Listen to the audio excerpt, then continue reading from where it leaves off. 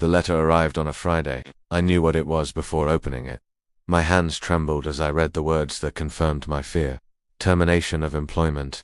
No warning, no explanation. Just a cold sentence that felt like the ground being pulled from beneath my feet.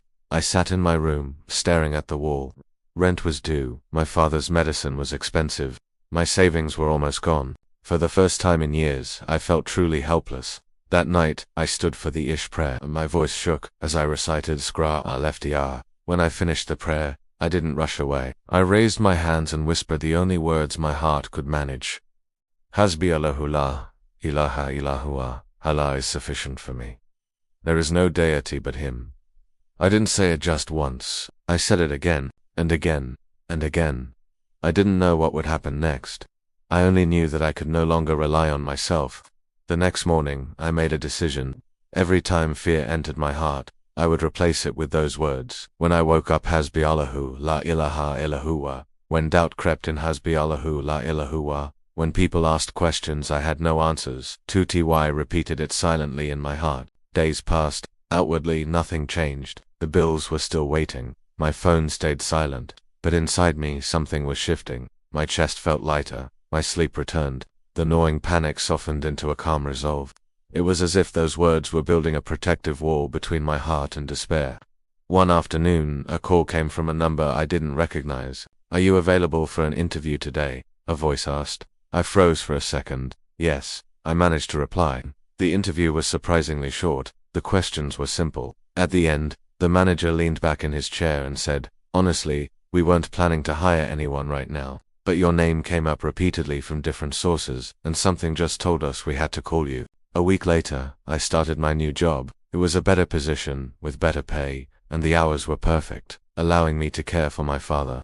As I signed the contract, my hands shook again, but this time, not with fear, but with overwhelming gratitude.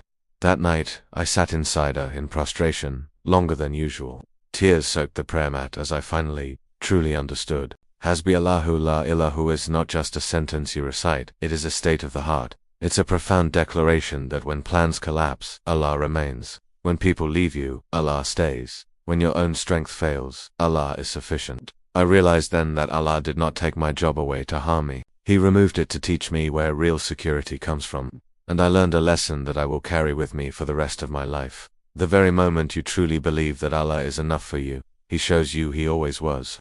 If you ever find yourself in a situation where you feel lost, cornered, with no way out, I want you to remember this phrase. It's not just a spiritual formula. It's a direct line to the source of all strength and provision. It is a powerful reminder that we are never truly alone, and that our affairs are in the hands of the one who is all-powerful and all-wise.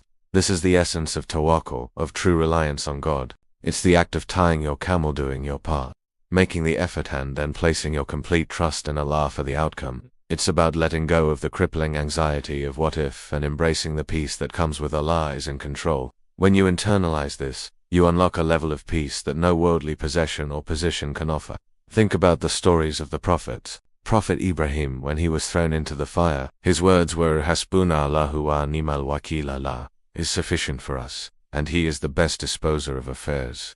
And what happened? The fire became cool and safe for him. Prophet Muhammad, peace be upon him, and his companions faced a terrifying army, and they repeated these very words. Allah granted them victory against all odds.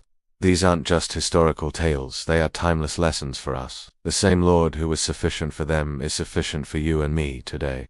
The key is sincerity. It's not about mindlessly repeating words. It's about saying them with a heart that is fully convinced of their meaning. It's about detaching your heart from the means and attaching it to the cause of all means, to Allah Himself.